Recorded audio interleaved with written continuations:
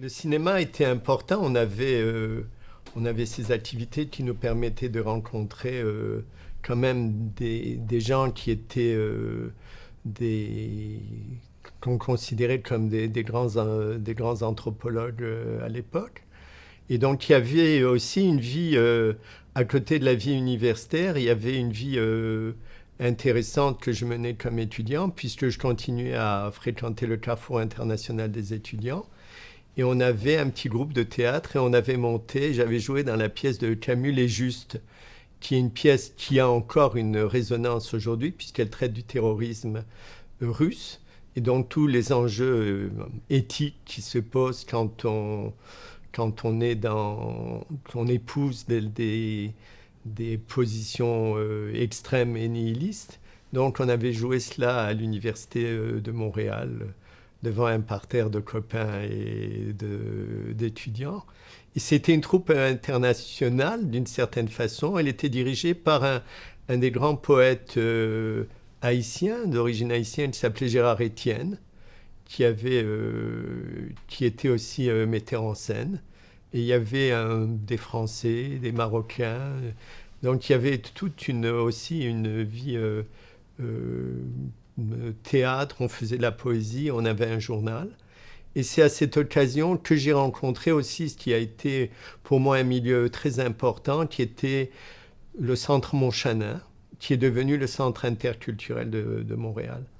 Bon, le centre Montchanin a été créé par un prêtre qui est devenu un de mes amis, Jacques Langlais, qui d'ailleurs m'avait permis d'avoir un petit travail pendant l'été, puisque j'avais travaillé sur des archives, et qui m'avait obtenu, et je crois que j'ai été le premier à avoir une bourse de la Saint-Jean-Baptiste à l'époque que j'étudiais.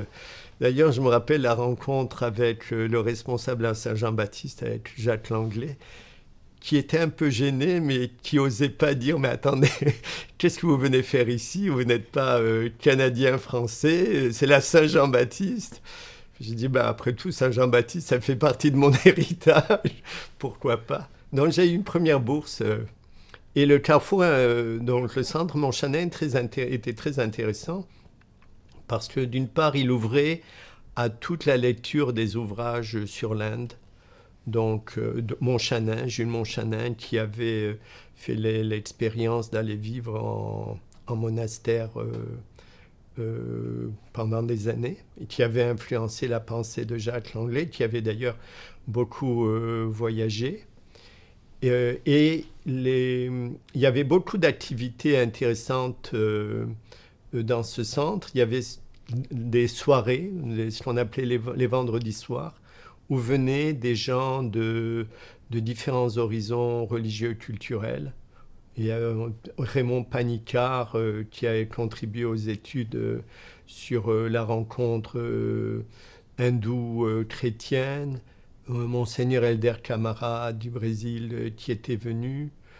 Et c'était à l'époque où commençait l'effervescence hippie. Donc Marie-Claire et Richard Seguin commençaient leur carrière musicale. Donc ils venaient chanter, on faisait des activités avec eux. Il y avait de la musique, il y avait de la danse, il y avait des conférences, il y avait ce qu'on appelait aussi des séminaires. C'était des séminaires en fait sur une île de l'Ontario, où on était en contact avec les Quakers ontariens. On a fait des séminaires d'une semaine sur les enjeux de la paix, donc tout le développement des mouvements pacifistes et tous les enjeux entourant la réduction des inégalités internationales, des simulations de sessions à l'ONU où chaque petite équipe devait prendre la position d'un pays par rapport à des enjeux internationaux, y compris le Moyen-Orient. Donc il y avait tout un ensemble d'activités, de rencontres interculturelles très riches avec des gens d'Asie, d'Afrique, d'Amérique latine, des États-Unis. Alan Watts était connu. Et donc, il y avait toute une vie intellectuelle avec tous les grands enjeux de la guerre du Vietnam, de l'indépendance du Québec, dans les années 70, toute la question de la crise d'octobre, du terrorisme. Donc, tout un ensemble d'enjeux dans lequel je participais en même temps que je faisais mes études.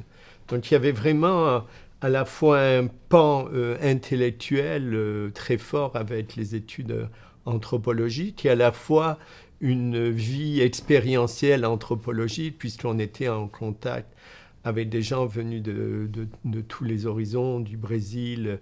On écoutait de la musique brésilienne de lutte, les musiques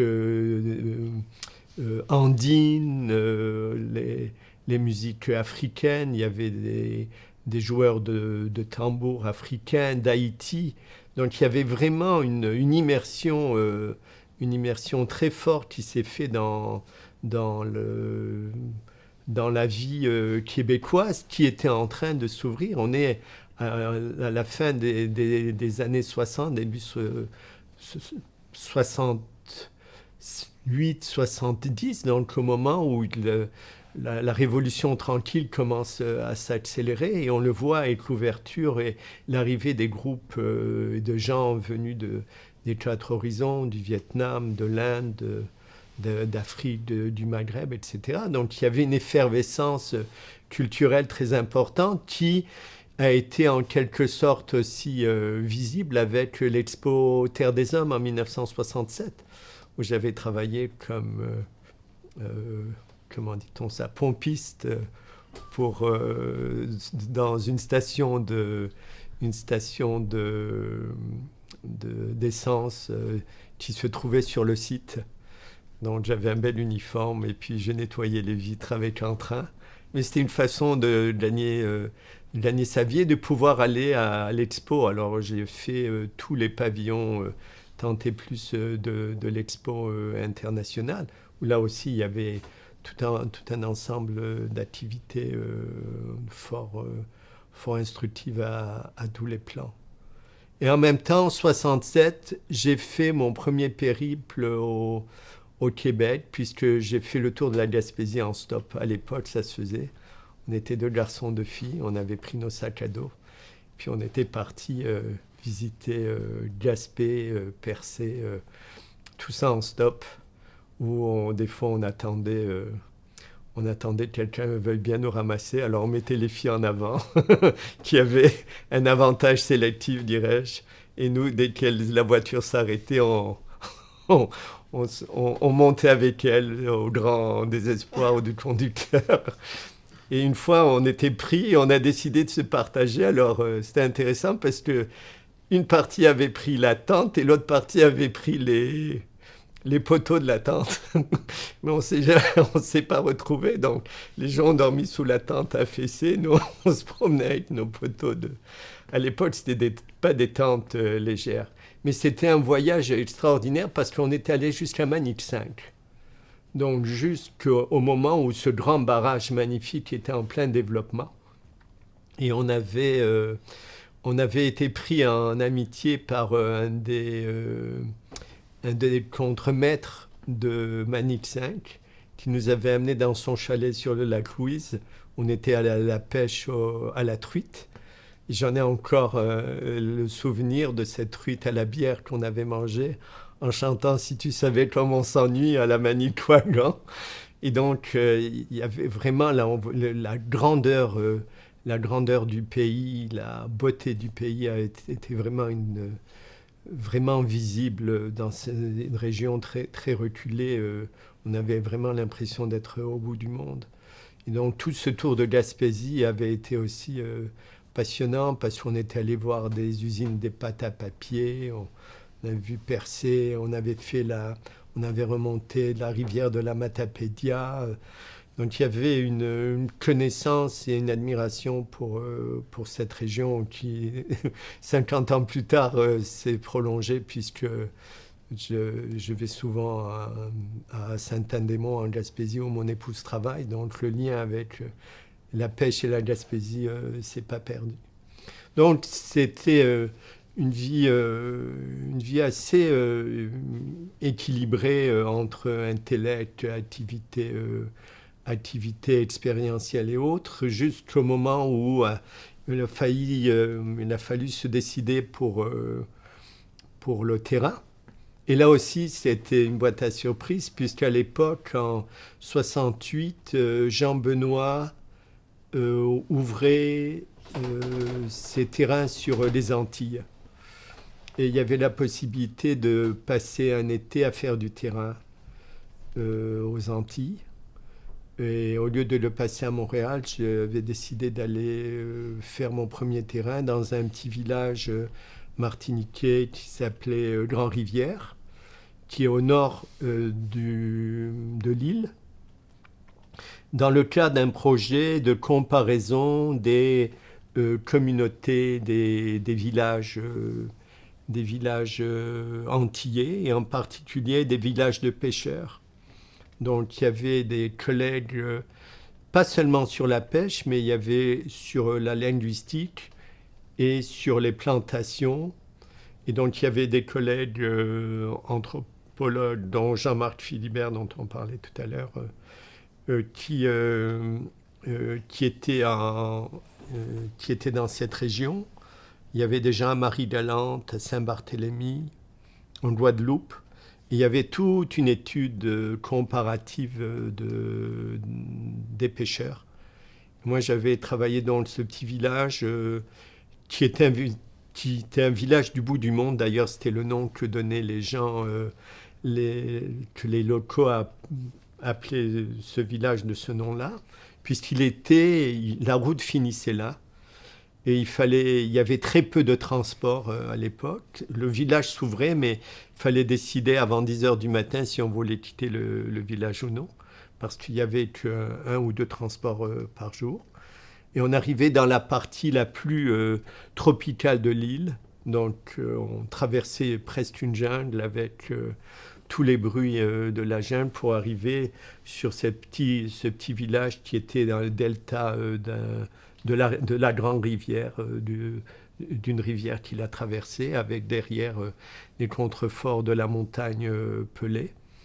Et c'est là où j'ai donc fait mon premier terrain sur la pêche. Et je me rappelle le sentiment quand Jean-Benoît m'a accompagné, m'a laissé dans le village, et d'un coup de réaliser qu'on n'était plus dans le théorique, mais que là c'était vraiment l'expérience de terrain. Donc d'apprendre le créole et d'apprendre à vivre dans ce village. Alors je portais le bakwa, je portais le chapeau créole, je me promenais dans le village où j'étais, tout le monde me disait Canadien, Canadien. J'ai étudié toutes les formes de pêche. En particulier, ce que j'aimais beaucoup, c'est la pêche à la seine. On allait dans des anses pas loin du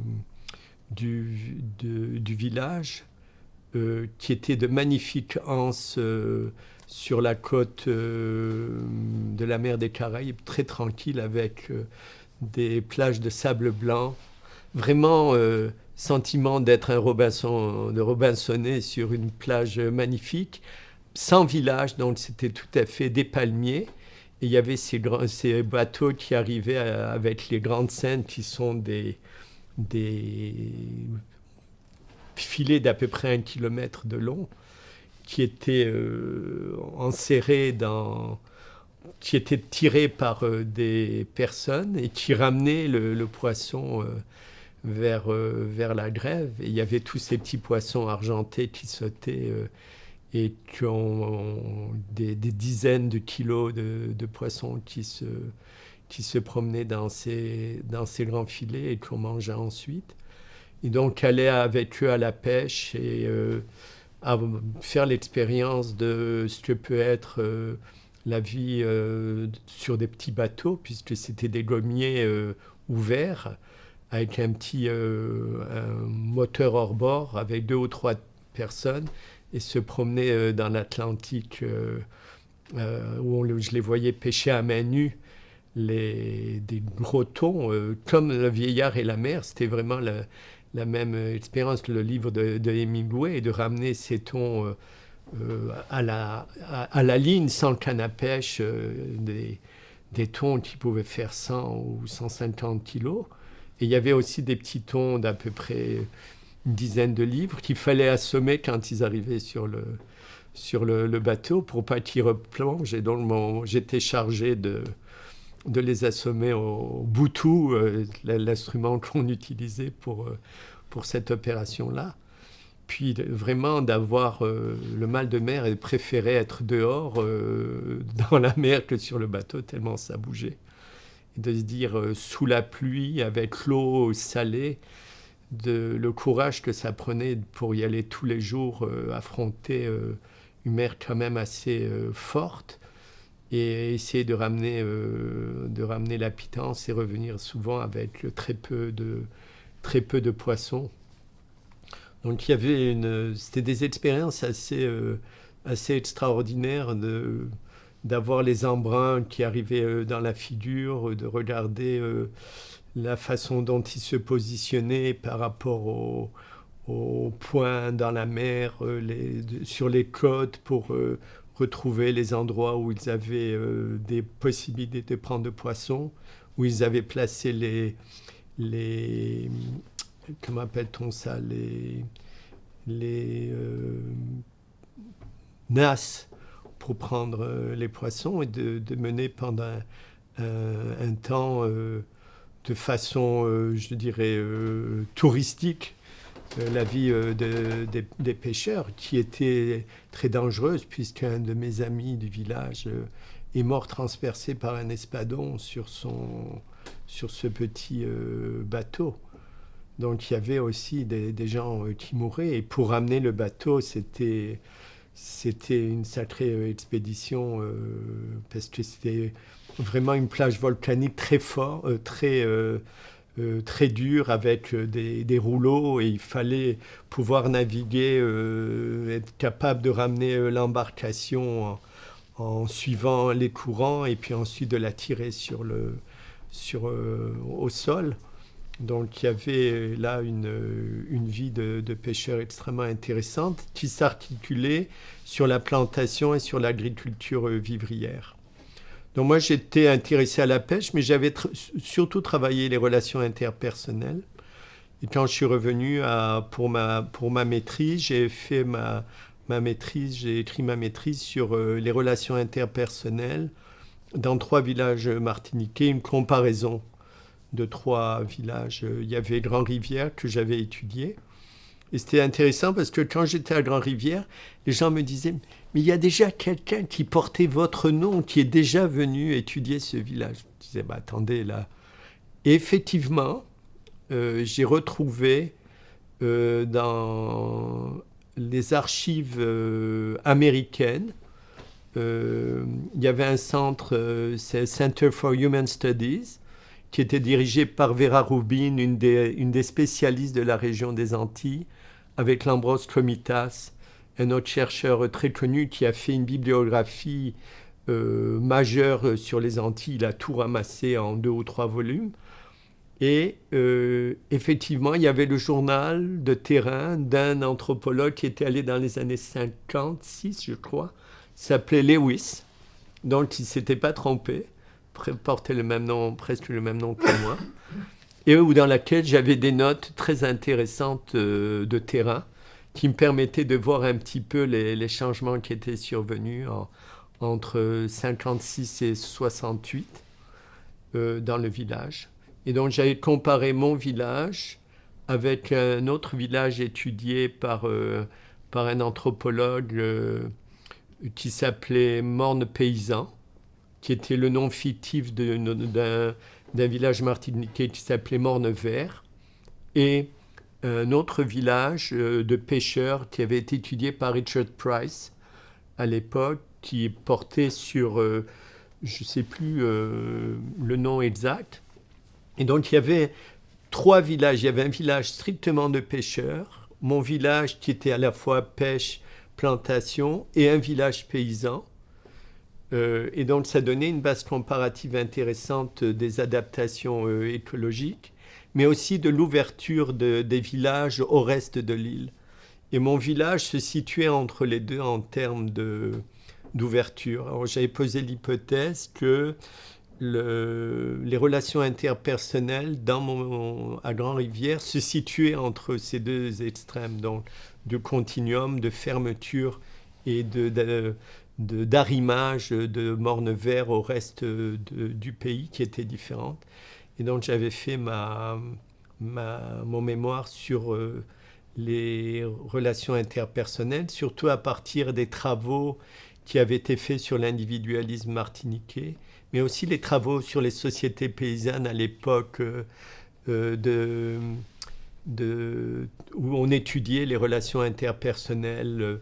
Bon, il y avait Oscar Lewis qui avait travaillé sur les relations interpersonnelles à Tepoztlán. Il y avait, comment s'appelle-t-il, cet autre chercheur qui avait travaillé sur Chancom, un village maya. Je pourrais retrouver le nom. Donc il y avait toute une problématique sur les ethos qui pouvaient exister dans les relations interpersonnelles, conflictuelles ou plus collaboratives. Donc j'avais fait ce mémoire et rédigé mon premier article sur ce mémoire qui est paru dans l'Archipel inachevé, qui était dans le premier livre qui a marqué l'histoire de l'anthropologie martiniquaise, puisqu'on retrouvait les travaux d'étudiants qui étaient allés sur le terrain à l'époque dans les différentes îles et les différentes problématiques qui commençaient à émerger sur ces îles qui étaient tout à fait passionnantes parce qu'elles préfiguraient déjà, pas seulement préfiguraient, elles étaient déjà dans un processus de mondialisation avancé, puisqu'elles étaient articulées à leur métropole et ne regardaient d'une certaine façon que leur métropole avec très peu de liens entre elles. Alors les îles anglaises regardaient Londres et les îles françaises regardaient Paris. Et il y avait déjà des formes de, comment dirais-je, de monopolisation des industries locales, des arrimages entre les industries locales et les métropoles, et la présence à la fois de régions sous-développées auxquelles étaient articulés des systèmes de départementalisation, donc des systèmes d'organisation politique de pays extrêmement avancés, ce qui donnait lieu à des contradictions extrêmement fortes à l'intérieur du pays entre ces articulations politiques et ces référents sous-développementaux. Et c'est pendant mon doctorat que j'ai développé le travail sur cet arrimage-là, puisque après ma scolarité de doctorat et mes activités mes examens de synthèse, je suis retourné dans le même village où j'ai travaillé sur une problématique différente qui était ce qu'on appelait à l'époque la multiplicité occupationnelle. C'était une problématique qu'on retrouvait dans la plupart des îles anglaises qui avaient été étudiées, c'est-à-dire où les gens passaient d'une profession ou d'un métier à l'autre et bricolaient leur itinéraire professionnel en fonction des opportunités, des temporalités. Donc ils pouvaient être pêcheurs à un moment, puis ensuite travailler sur une plantation, puis ensuite faire de l'agriculture vivrière ou émigrer pendant un moment et revenir. Donc il y avait tout un enjeu de multiplicité occupationnelle. Et j'avais décidé d'étudier cette problématique dans le village, donc en approfondissant l'étude du village sur 3 dimensions, l'étude de la plantation. Donc j'avais fait une étude très poussée, à la fois qualitative et quantitative sur la propriété de Beau Séjour, qui était une plantation familiale qu'on retrouvait à Grand-Rivière, qui était très intéressante. Bon, c'était une petite plantation qui avait plantation bananière de citron. Et j'étudiais les fluctuations dans la présence ouvrière. Et c'était intéressant parce qu'il y avait vraiment des fluctuations remarquables et le propriétaire ne savait jamais combien il allait avoir de personnes qui allaient se présenter pour travailler. Donc il dépendait d'une main-d'œuvre qui était extrêmement mouvante. Et j'avais montré que le nombre de jours de travail de la main-d'œuvre dépendait de la grandeur de la maisonnée et de la grandeur de la famille. Donc, quand les maisonnées étaient plus grandes, les gens travaillaient plus. Lorsque les maisonnées étaient plus petites, les gens venaient travailler quelques jours et arrêtaient. Donc, il y avait des fluctuations en fonction de la capacité domestique. Donc, à partir de mesures qui avaient été développées par des anthropologues anglais, ce qu'ils appelaient le carrying capacity, j'avais établi des indices qui montraient que les fluctuations dans la main-d'œuvre obéissaient à une rationalité économique, mais ce n'était pas une rationalité économique de type comment dirais-je, occidental comme tel, mais obéissait à des évaluations de ce dont la maisonnée avait besoin. Et une fois que cette évaluation était atteinte, les gens ne travaillaient plus. Ce qui se retrouvait aussi par rapport dans la pêche et dans l'agriculture vivrière, que ce développement dépendait vraiment des configurations familiales et des capacités et de la structuration de chaque famille. Bon, ça, c'était une partie de ma thèse, mais qui s'articulait sur les théories du développement et du sous-développement qui étaient influencées par la pensée d'André Gouder-Frank et autres chercheurs qui parlaient du développement, du sous-développement. Et j'ai essayé de montrer comment dans mon village, on assistait à des formes de sous-développement, c'est-à-dire avec une réduction de l'assiette économique locale, accompagnée de mouvements migratoires vers la métropole, qui créaient à la fois une réduction de la production et une réduction de la main-d'œuvre, de la force vive du village, qui se retrouvaient en métropole, dans laquelle ils envoyaient des dons, comment appelle-t-on ça, des envois d'argent. Donc il y avait toute une économie parallèle qui existait entre l'île et ce petit village qui était lui-même périphérique par rapport à la métropole, qui imposait des règles, qui les amenaient petit à petit à les vider de leur propre production et favoriser les productions métropolitaines.